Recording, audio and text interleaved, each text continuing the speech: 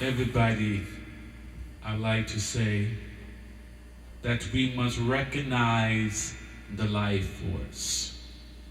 We must recognize the life force within of our bodies, mind, and soul. We must learn how to throw away negative vibrations, negative energy, and bring through your body positive healing energy that comes from our Creator, the cosmic flow of divine positive energy, divine healing, healing of the body, mind, and soul. Listen with your heartbeat to the sound of the ancient African drum.